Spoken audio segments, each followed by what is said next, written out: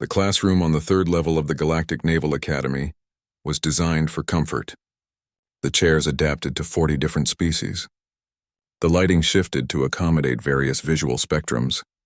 The temperature stayed neutral at 20 degrees Celsius, perfect for most beings but slightly cold for humans.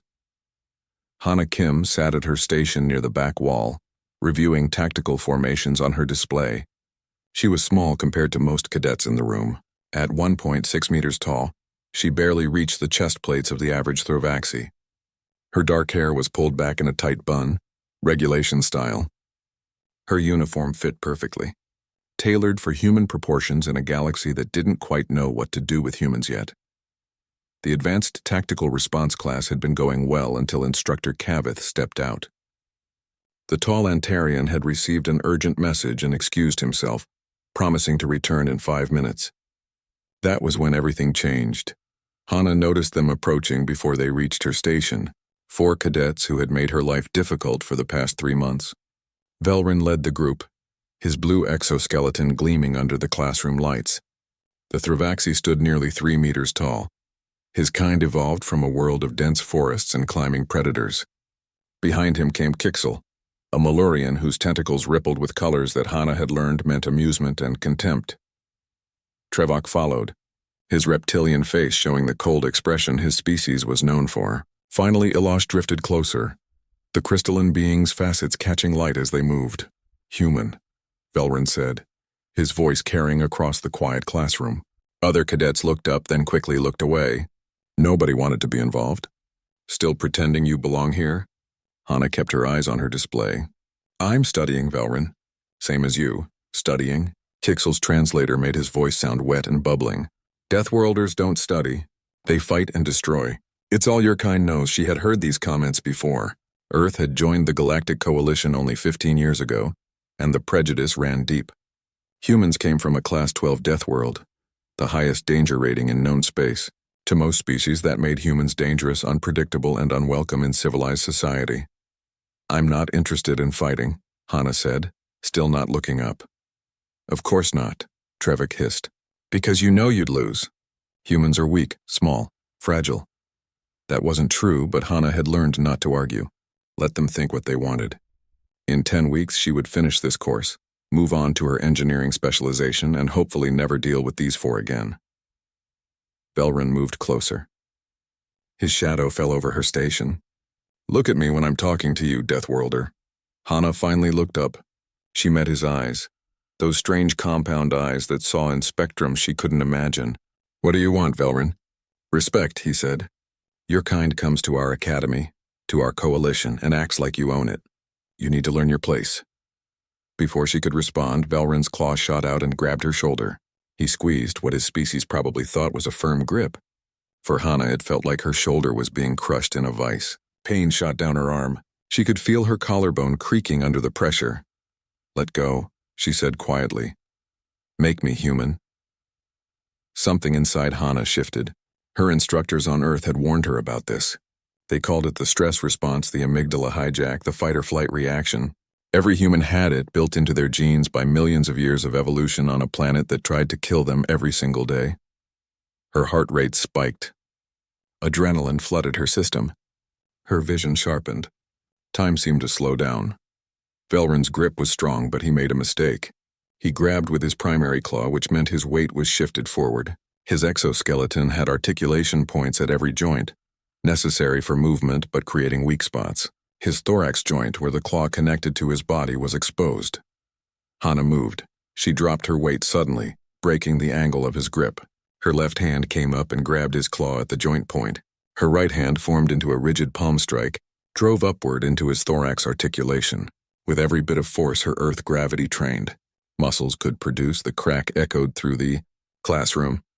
Velrin made a sound like breaking glass and collapsed. 3 seconds had passed. Kixel reacted instantly, tentacles lashing out to grab her. But Hana's predator vision tracked the movement. She caught one tentacle in midair, her grip tightening with a strength that Deathworld evolution had given her. Kixel tried to pull away, but Hana was already moving. She drove her knee up into the Malurian's central nerve cluster, the weak point that every species had somewhere. Kixel's color flashed white, then gray. The Malurian dropped like a sack of water. 6 seconds total.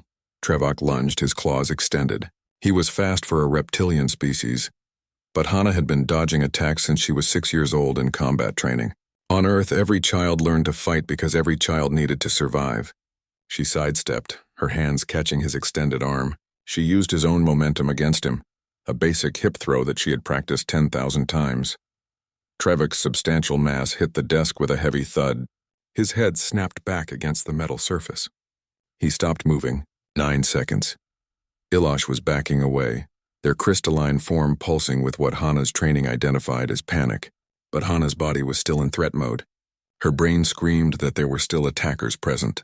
She closed the distance in 3 running strides, her boots finding purchase on the smooth floor with a grip that would have been impossible for species evolved in lower gravity.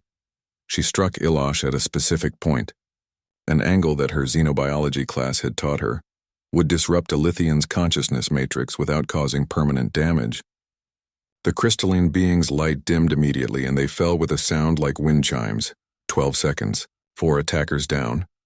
Hana stood in the center of the classroom, her chest heaving, her hands still formed into weapons. Around her, 30 cadets pressed themselves against the walls, their eyes wide with species-specific expressions of terror. Nobody moved. Nobody spoke.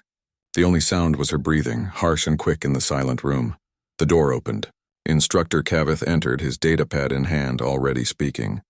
"I apologize for the delay. There was a communication error with..." He stopped. His eyes took in the scene. 4 cadets on the floor, Hana standing over them, her body still tense. The rest of the class frozen in fear. "Security to classroom 37, Kavith said into his communicator, his voice remarkably calm. "Medical emergency. 4 cadets down. Possible hostile incident." He looked at Hana. "Cadet Kim, step away from the others and remain where you are." Hana's training kicked in. She straightened, clasped her hands behind her back, and stood at attention. Her heart rate was already dropping, the adrenaline fading. She could feel the bruise forming on her shoulder where Velrin had grabbed her. "Yes, sir," she said. Medical teams arrived within 90 seconds. Security officers, armed with weapons designed to stop various species types, surrounded Hana cautiously. She didn't resist. She knew what this looked like. As they led her toward the door, she caught sight of the security camera in the corner. The small red light was blinking steadily. It had recorded everything. That video would change everything, not just for her, but for every human in the coalition. The galaxy was about to learn what a death world really meant. The holding room was quiet and cold. Hana sat on a bench designed for average coalition body types, which meant her feet barely touched the floor. She had been here for 3 hours. Nobody had spoken to her except to ask if she needed water or medical attention. She had declined both. Through the transparent wall, she could see security officers talking in low voices. They kept glancing at her, their expressions unreadable across species barriers. One of them, a Xanthari with silver skin, seemed to be arguing with a human officer. Commander Yoon, if Hana remembered correctly. He was one of only 5 human staff members at the entire academy. Finally, the door opened. Commander Yoon entered, his uniform crisp and his face serious. He was older, maybe 50, with gray hair and the hard eyes of someone who had seen real combat. Before joining the academy staff, he had served in Earth Special Forces during the last territorial conflicts. "Cadet Kim," he said, sitting across from her. "Do you understand the situation you're in?" "Yes, sir. I injured 4 cadets. There will be consequences. The tribunal is convening in 2 hours. Admiral Thexus wants you expelled and charged with aggravated assault. Some members are calling for your deportation back to Earth and a review of human admission to the academy." Hana felt her stomach drop. This wasn't just about her anymore. This was about every human who wanted to join the coalition. "Sir, they attacked me first. I defended myself, I know. The security footage shows everything." Yoon leaned forward. "But that's what scares them, Hana. You put 4 cadets in the infirmary in 12 seconds. The medical reports are detailed. Velrin has a cracked thorax plate that will take weeks to heal. Kixel's nervous system needs extensive therapy. Trevok has a severe concussion. Ilash requires complete consciousness recalibration. They'll all recover," Hana said quietly. "Yes, they will. But the tribunal is watching that video over and over. And do you know what they're seeing? They're seeing a small human attacked by 4 larger opponents winning in 12 seconds. They're seeing efficiency that terrifies them. And when the medical monitors showed your biological readings during the fight, that made it worse. What do you mean? Commander Yoon pulled up a holographic display. Hana saw her own biosignature during the incident. Heart rate, hormone levels, neural activity. This is what a human looks like during a standard threat response. The tribunal has never seen anything like it. Your adrenaline spiked to levels that would kill most coalition species. Your pain threshold increased by 400%. Your reaction time dropped to 90 milliseconds. Your strength output increased by 60%. He looked at her directly. And according to the experts, you were still holding back. They estimate you used maybe 40% of your actual combat capability.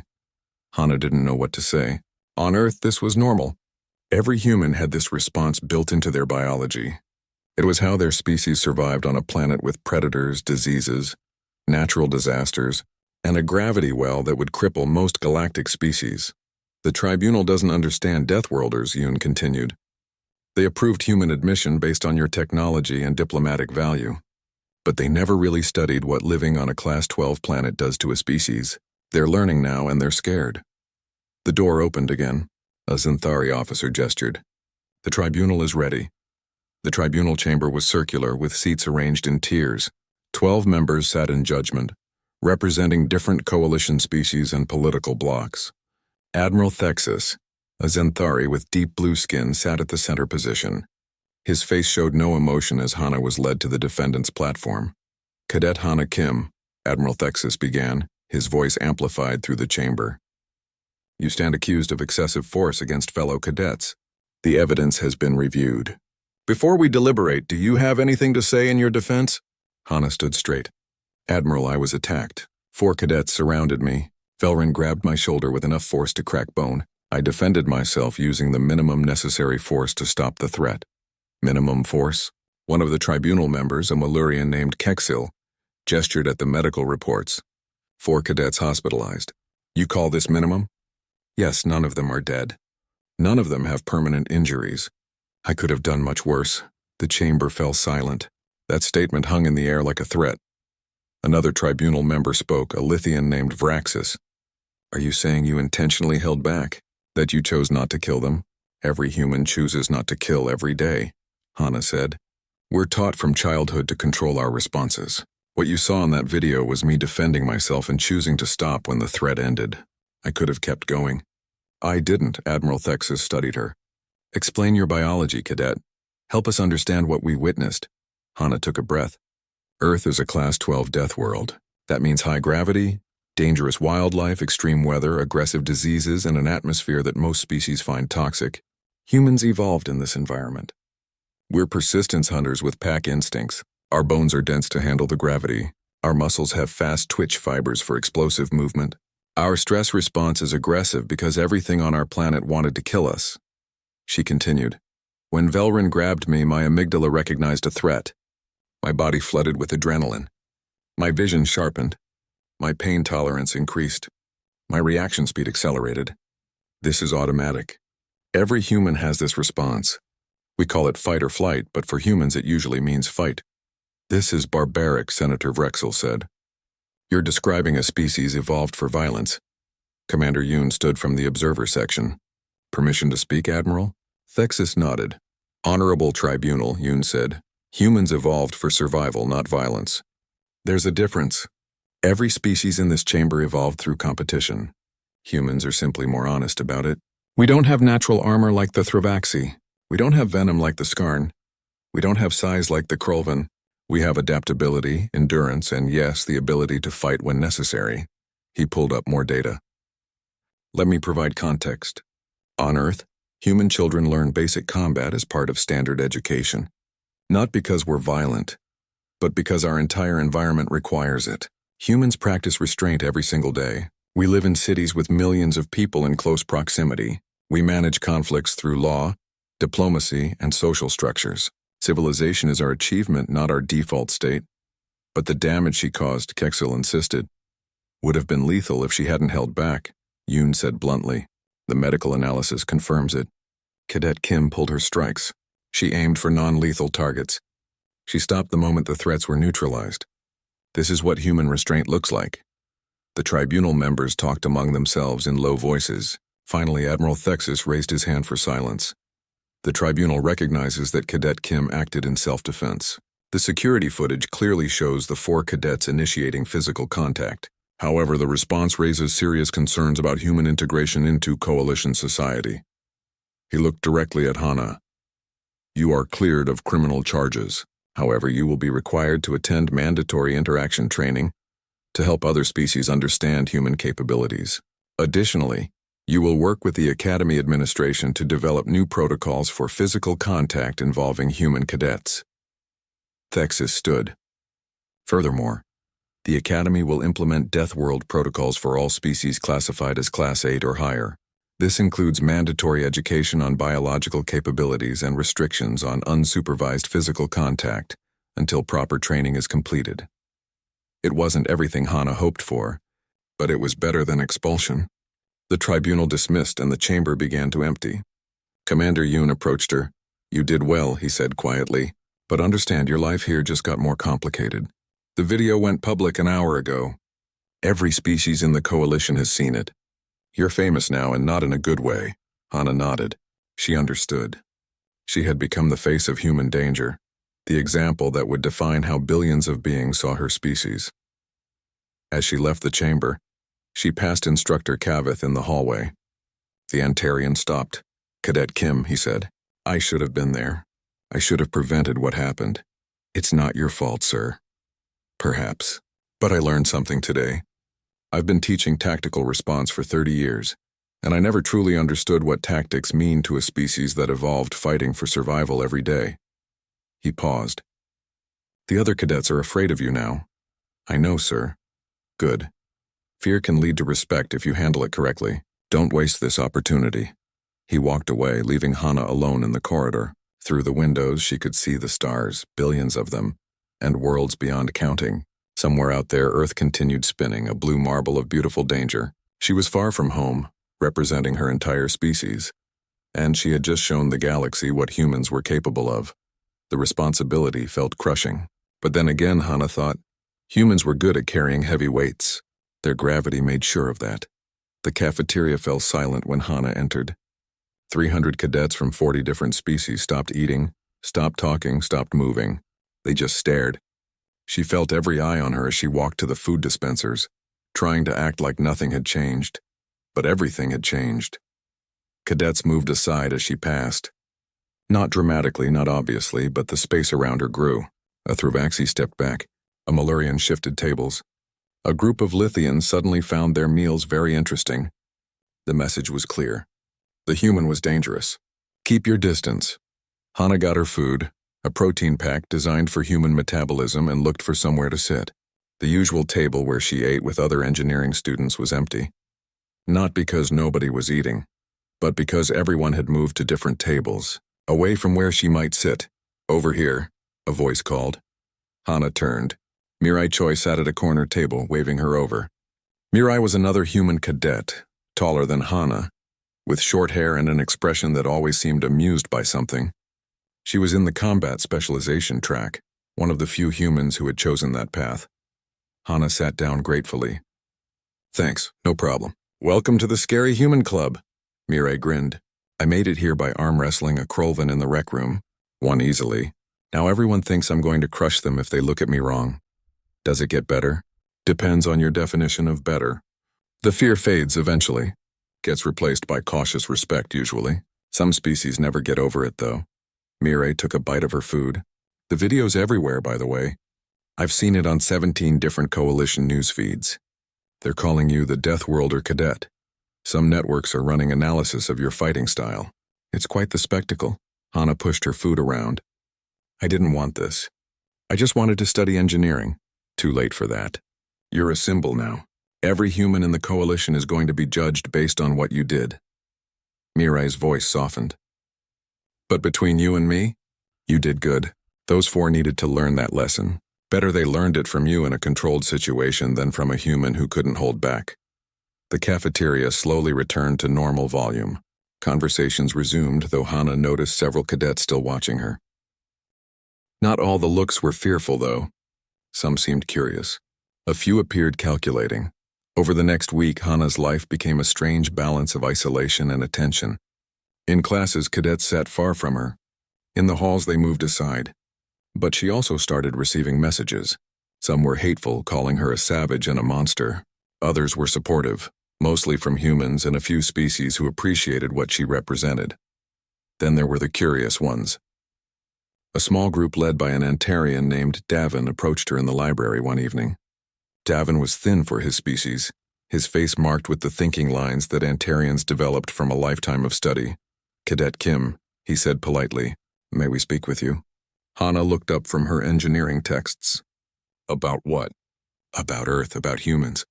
We've been watching the analysis of your fight, and we realized we know almost nothing about your species. The Academy taught us cultural basics, but not the reality of what a death world means." 3 other cadets stood behind him. A Lithian, a Skarn, and a small insectoid species called Vrithan. None of them looked afraid, just genuinely interested. "What do you want to know?" Hana asked carefully. "Everything," Davin said simply. "Start with gravity. Your planet's gravity is listed as 1.0 standard G, but I don't think most cadets understand what that means in practical terms." So, Hana explained. She told them about living under constant pressure, about bones that developed dense and strong just from existing. She explained how human children played sports that would hospitalize adults of most other species. She talked about Earth's weather, storms that could level entire cities, temperatures that ranged from killing cold to killing heat. She described the wildlife, predators with speed and strength and venom and camouflage. "How do you survive?" the Lithian asked, their crystalline voice tinged with wonder. "We adapt. We cooperate. We build tools and societies and systems." Hana smiled slightly. "And yes, we fight when we have to. But humans spent thousands of years learning to fight each other, and then we learned to stop. We created laws, ethics, diplomacy. The fighting ability is still there, but we choose when to use it." This became a regular thing. Davin's group started meeting with Hana twice a week, asking questions, learning about humanity. Word spread and the groups grew. Soon Hana was holding informal sessions in the common rooms, teaching xenology from a human perspective. But not everyone was interested in understanding. Velrin, recovered from his injuries, became obsessed. He didn't approach Hana directly, but she heard the rumors. He was researching human combat systems, studying Earth's military history, watching footage of human conflicts. The other cadets said he looked haunted by what he found. Hana understood. Human warfare was disturbing to species that had achieved civilization through cooperation rather than competition. Earth's history was filled with violence, from tribal conflicts to global wars, from individual duels to organized military campaigns. Humans had spent millennia perfecting the art of killing each other, and that knowledge didn't disappear just because they reached the stars. Kixel took a different path. The Malurian started attending Hana's interaction training sessions, the mandatory classes the tribunal had ordered. These sessions were designed to teach coalition species about human capabilities and limitations. Kixel asked intelligent questions, took detailed notes, and seemed genuinely interested in bridging the understanding gap. "I misjudged your species," Kixel told Hana after one session. "I thought Deathworlders were simple, violent beings. I was wrong. You're complex. Your violence is controlled. Your strength is managed. That's more impressive than just being strong." Trivak, on the other hand, avoided humans entirely. Hana saw him in the halls sometimes, and he would immediately change direction. Whatever damage he had done to him went beyond the physical. Some fears ran too deep for understanding to heal. Ilash surprised everyone by filing a formal apology. The Lithian's written statement was distributed to all cadets. "I attacked Cadet Kim from a position of ignorance," it read. "In Lithian culture, this is deeply dishonorable. I shamed myself and my people. I apologize to Cadet Kim and to humanity for my prejudice and my actions." The apology went viral in coalition media. A crystalline being, known for their wisdom and age, admitting fault to a young human from a savage world. It shifted the narrative slightly. Maybe humans weren't the only ones who needed to learn. 3 weeks after the incident, Master-at-Arms Kolvex approached Hana during physical training. Kolvex was a legend at the Academy, a veteran of 30 years of coalition service with scars from a dozen different conflicts. He was also massive, a Krolvan whose species evolved on a high-gravity world almost comparable to Earth. "Cadet Kim," he said, his voice like grinding rocks. "Walk with me." They left the training floor and entered his office. The walls were covered with weapons from various species, awards from multiple campaigns, and photos of combat teams from decades past. "I've been watching you," Kolvek said, sitting behind his desk. "You handle your reputation well. You're teaching others, showing restraint, representing your species with dignity. Thank you, sir. But you're wasting potential. You came here to be an engineer.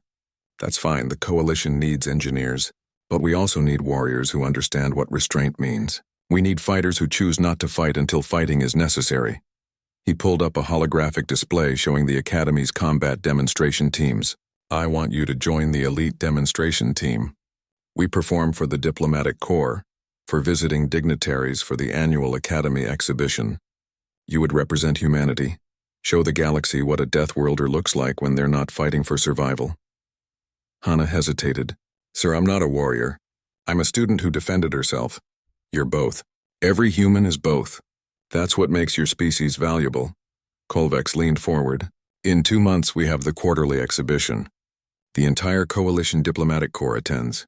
Ambassadors, senators, military leadership. If you demonstrate there, you can change how billions of beings see humanity. You can turn fear into respect. What would I have to do? Train with my team. Learn proper demonstration techniques. Help us develop a presentation that shows human capabilities without glorifying violence. Show the galaxy that Deathworlders can be peacekeepers." Hana thought about it. She thought about the fear in the cafeteria, the messages calling her a savage, the way cadets moved away from her. She thought about the curious ones like Davin, and the apologetic ones like Ilosh, and the scared ones like Trevuk. She thought about every human who would come to the Academy after her, and how they would be treated based on what she did next. "I'll do it," she said, "but on one condition. I want to teach conflict de-escalation too. Show that humans know how to prevent fights, not just win them." Kolvek smiled, an expression that looked fierce on his brutal face. "Deal. Welcome to the team, Cadet.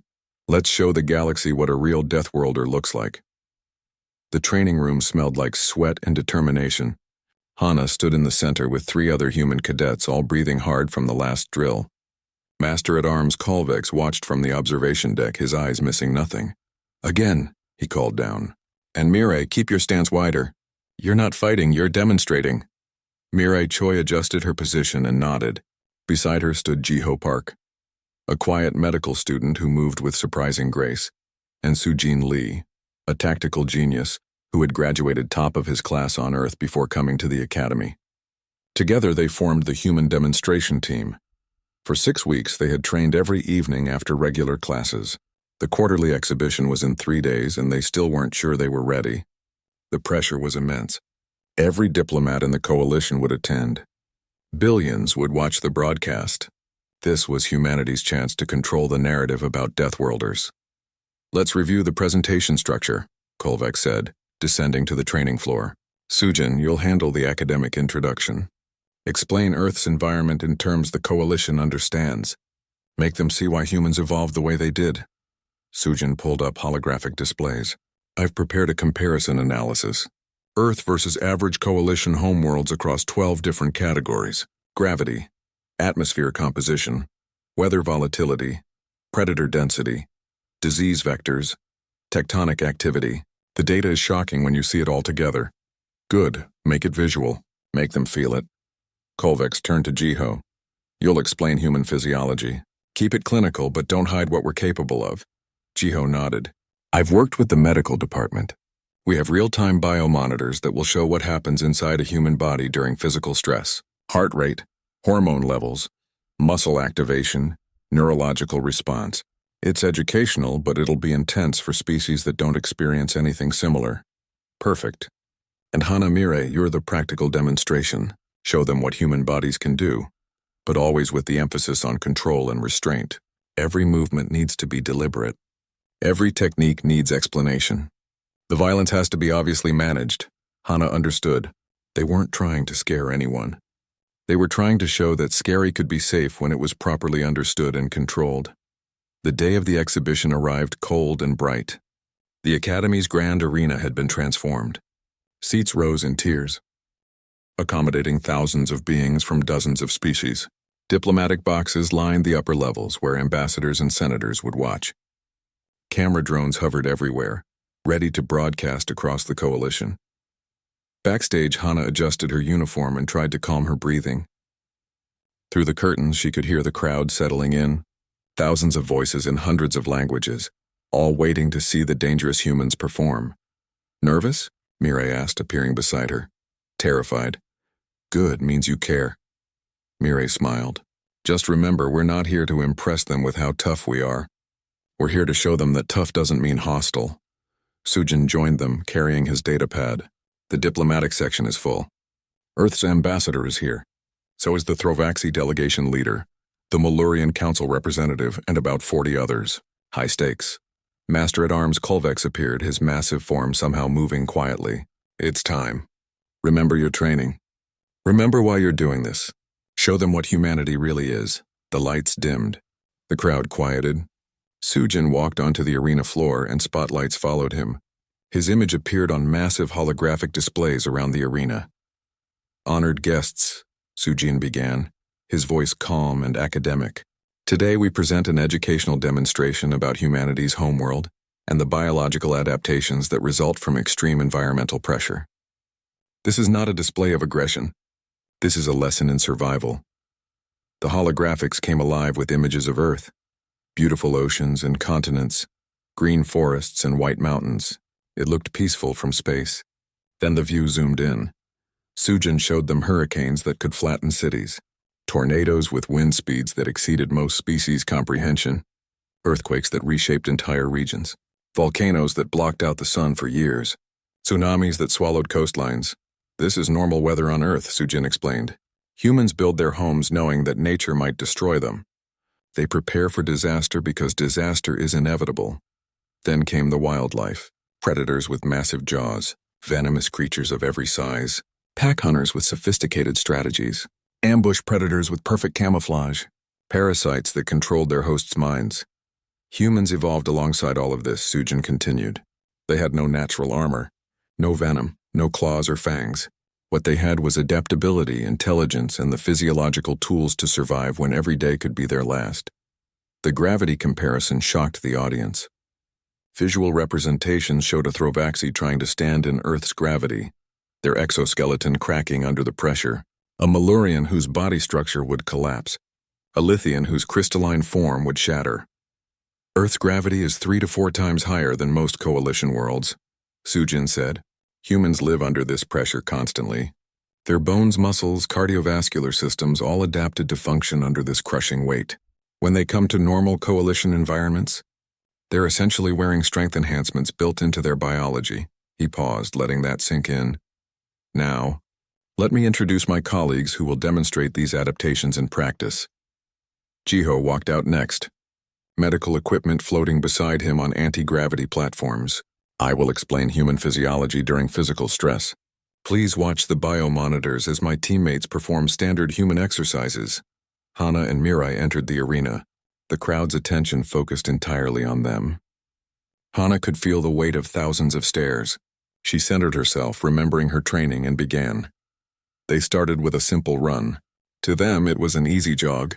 To the audience watching the biomonitors, it was shocking. Their heart rates stayed low.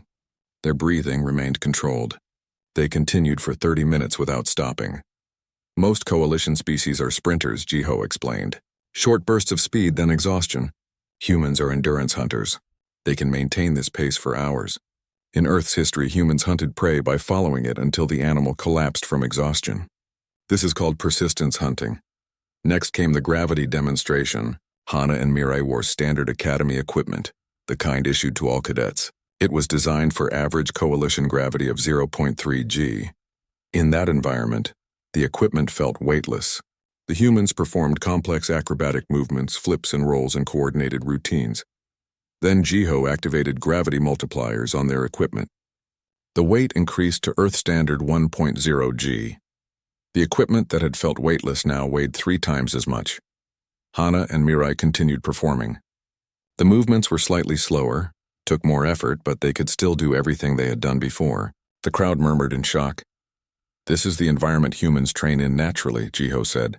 What exhausts most species is normal for humanity. The combat demonstration came next, and this was the most delicate part.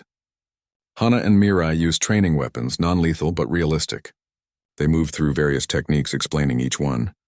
This is Taekwondo, Hana said, demonstrating a high kick, a Korean martial art focused on leg strikes. Humans have over 200 documented martial arts systems developed across thousands of years.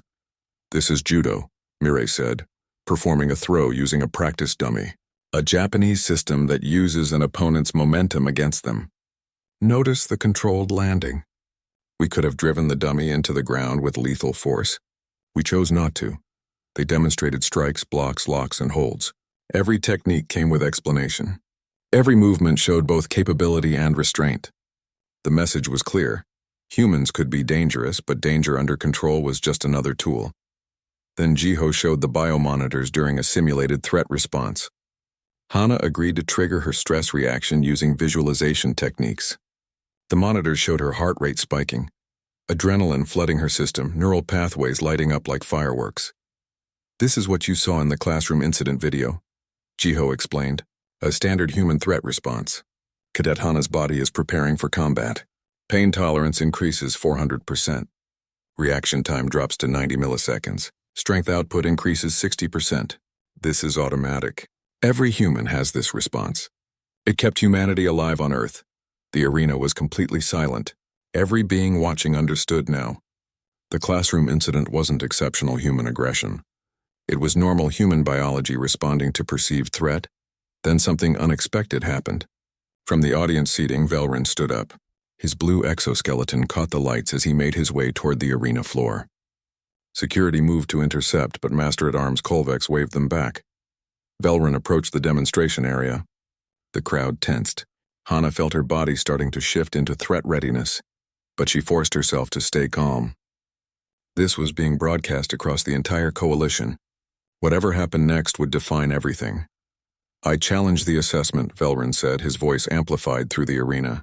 The human claims restraint, but I experienced only aggression. Hana took a breath. This could destroy everything they had worked for. Or it could become the most important moment of the demonstration. She chose to trust her training. You're right, she said clearly. You experienced my biology's survival response. Let me show you what actual human aggression looks like without restraint. She gestured to the technicians. They brought out a combat dummy rated for heavy-class species. The kind used to test military-grade weapons. It was reinforced, heavily armored, designed to withstand massive force. This dummy is rated to survive attacks from species 3 times human size, Hana explained. It's what we use to train combat specialists. Then she attacked it. Full power, no holding back. Every technique she knew applied with maximum force. Strikes that would shatter bone, kicks that would rupture organs, throws that would break spines. A 12-second sequence that combined every combat system humanity had developed over millennia of warfare. The dummy's structural integrity failed. Armor plating cracked, support structures bent. The thing collapsed, irreparably damaged. Hana turned to face Velrin, her chest heaving. That's what you didn't experience. That's the restraint I showed you. That's the control every human practices every single day. The arena was absolutely silent. Then Velrin did something that shocked everyone. He dropped to one knee in the traditional Thravaxi gesture of acknowledged defeat. I understand now, he said. I apologize for my ignorance. I apologize for my attack. I was wrong about humanity. The crowd erupted. Not in fear, but in something like understanding, maybe respect. Hana had shown them capability and chosen to explain rather than threaten. She had demonstrated that strength under control was more powerful than strength unleashed. Ambassador Park, Earth's representative, stood in the diplomatic box. Humanity asks not for fear but for understanding. We are what our world made us. We choose to be more than that. As the presentation ended and the crowd began to disperse, Hana felt something shift. The fear wasn't gone, but it had transformed into something more complex. The galaxy had seen what humans could do. Now they understood that humans chose when to do it. That choice, Hana realized, was what made humanity civilized. The capacity for violence didn't define them. Their decision to control that capacity did. 3 days after the exhibition, the Academy announced comprehensive reforms. Hana sat in the administrative conference room with Master-at-Arms Kolvex, Commander Yoon, and several senior faculty members as they reviewed the new protocols. Effective immediately, Admiral Thexis read from the official document, all Academy cadets will complete mandatory xenophysiology training. This includes detailed study of biological capabilities across species, with emphasis on physical limitations and strengths. Cultural awareness training will be expanded to include practical biological considerations. Commander Yoon highlighted another section. The contact protocols are extensive. Species are now classified by strength rating, and physical interaction guidelines are specific to each combination. What's considered friendly contact for a Thravaxi might be assault for a Lithian. What's restraint for a human might be lethal for a Malurian. It's about time, Kolvex rumbled. I've been saying this for years. You can't throw 40 different species together and expect them to figure it out through trial and error. That's how people get hurt. The reforms went deeper than simple rules. The Academy was restructuring its entire approach to integration. Mixed species teams would be carefully balanced, considering biology alongside skills. Training programs would account for different physical capabilities. Even the cafeteria was being redesigned to accommodate various metabolic needs more effectively.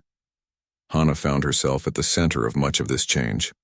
She was asked to join the Diversity and Integration Committee, a position usually reserved for senior staff. She was too valuable now, her perspective too important to ignore. You've become the bridge, Commander Yoon told her during one of their regular meetings. Between human capabilities and coalition understanding, it's not what you planned, but it's what's needed. I just want to finish my engineering degree, Hana said, though she knew it wasn't entirely true anymore. The exhibition had changed something in her. She had found purpose in teaching, in building understanding across the vast gulfs of biology and culture.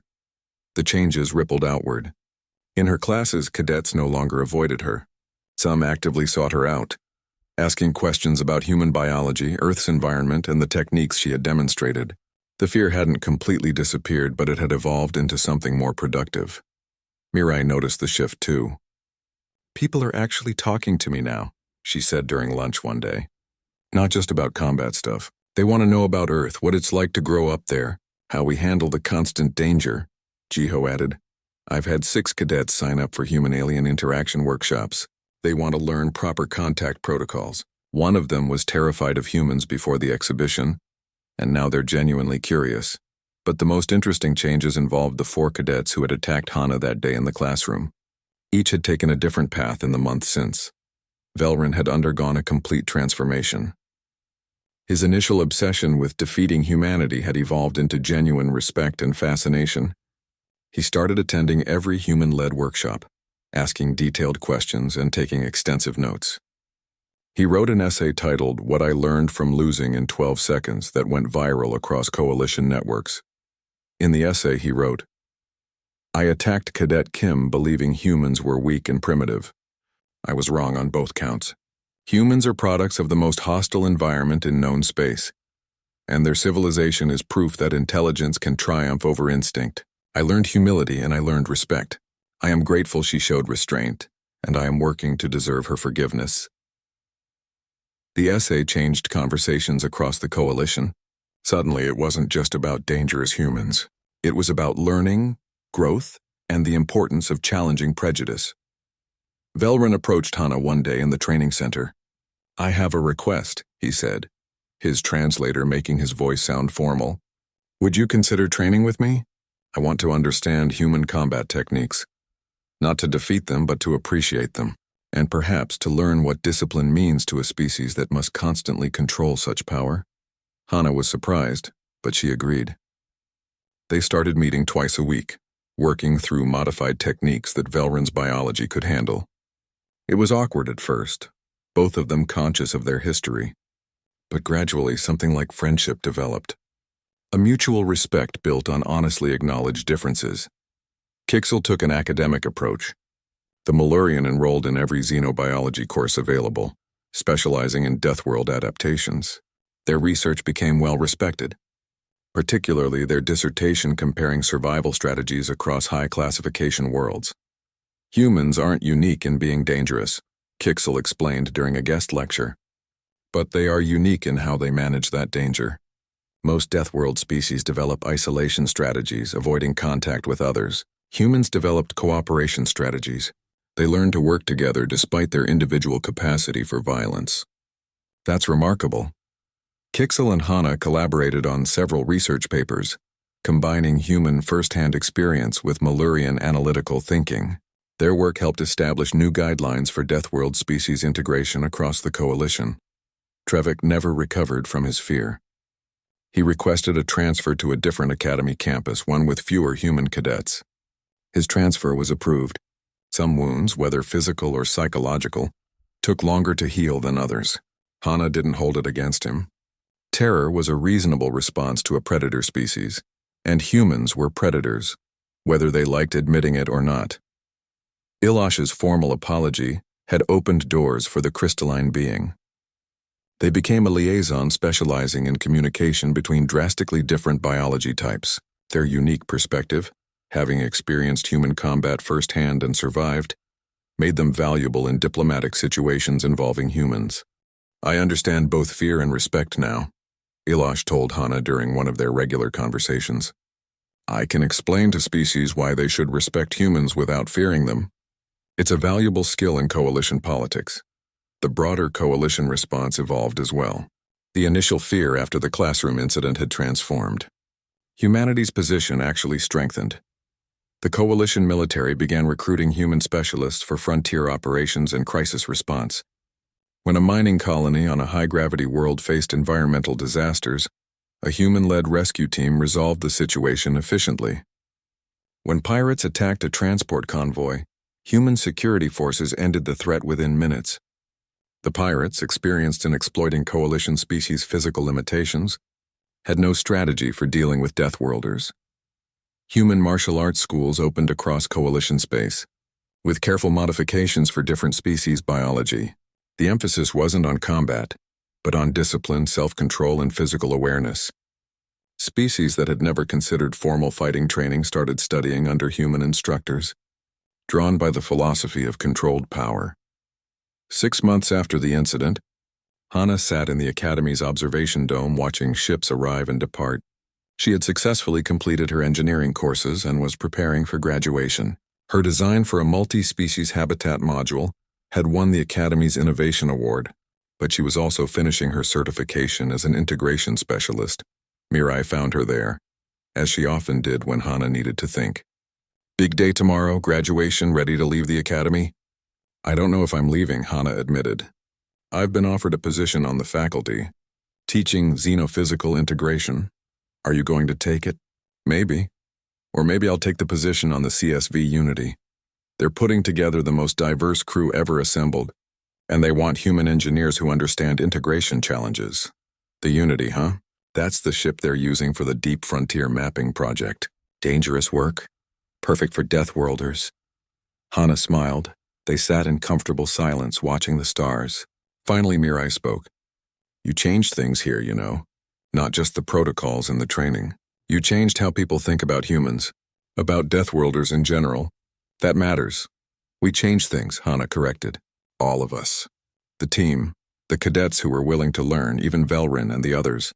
Change requires everyone participating." Graduation day arrived clear and bright. The ceremony was held in the grand arena where the exhibition had taken place.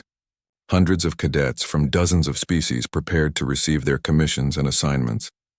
Hana stood in line with her graduating class, wearing her formal uniform. Mirai stood beside her, as did Jiho and Sujin. When her name was called, she walked across the stage to receive her engineering certification and her integration specialist credential. Admiral Thexis presented her awards personally. "Cadet Kim," he said loud enough for everyone to hear, "you came to this academy during a difficult time for human coalition relations. Your actions, both in defending yourself and in teaching others, have helped shape a better understanding between species. You represent the best of what integration can achieve." The applause was genuine, coming from species that had feared humans just months ago. It wasn't just polite ceremony. It was acknowledgement. After the ceremony, Hana found Commander Yoon in the crowd. "Thank you, sir, for supporting me during the tribunal." "I didn't do it for you," Yoon said with a slight smile. "I did it for every human who will come after you. But you made it worthwhile. You showed them that Deathworlders can be peacekeepers, Velrin approached, his exoskeleton gleaming. Cadet Kim, or should I say Lieutenant Kim now. I wanted to say goodbye properly. You're not staying at the academy? No, I've received a commission with the Frontier Patrol. Thanks to your training, I can work effectively with human teams now. I'm looking forward to it. He extended his claw in the human handshake gesture, carefully calibrated for safe contact. Thank you for the lesson. All of them. Hana shook his claw. Thank you for being willing to learn. As the day ended and the celebrations continued, Hana made her decision. She accepted the position on the CSV Unity. Engineering was her passion, but integration was her purpose. On the Unity, she could do both. 3 weeks later, she stood in the Unity's engineering bay meeting her new team. 14 beings from 12 different species, including 2 other humans, 3 Throvaxi, a Malurian, and various others. The lead engineer was a Throvaxi named Kexil. Lieutenant Kim, Kexil said, extending his claw. I've heard about you. They say you sent 4 cadets to the infirmary in 12 seconds. They also say I helped write the protocols that ensure it never has to happen again. Hana replied, shaking his claw. Then you're exactly who we need here. Welcome to the Unity. Hana looked around the engineering bay, at the diverse team that would be her family for the next several years, species that once would have feared each other, now working together toward common goals. It wasn't perfect. There would be challenges, misunderstandings, and problems. But they had the foundation now. They had protocols, understanding, and most importantly, they had the willingness to learn. The death world had made humans strong. Evolution had given them tools for survival. But humanity's choice to use that strength for cooperation rather than domination, that was civilization's triumph. As the Unity prepared for departure, heading toward the unknown regions of space, Hana felt ready. Ready for the challenges ahead. Ready to represent humanity among the stars. Ready to prove every single day that Deathworlders could be builders as well as survivors. The classroom incident had changed her life, changed the academy, and changed how the coalition saw humanity. It started with 12 seconds of violence. It ended with understanding that would last generations. Earth's children had found their place among the stars. Not as conquerors, not as victims, but as partners who brought unique strengths to the vast and varied community of galactic civilization. The Unity's engines ignited, and they launched toward the frontier. Hana Kim, former cadet, current engineer, and always a representative of humanity, ready for whatever came next.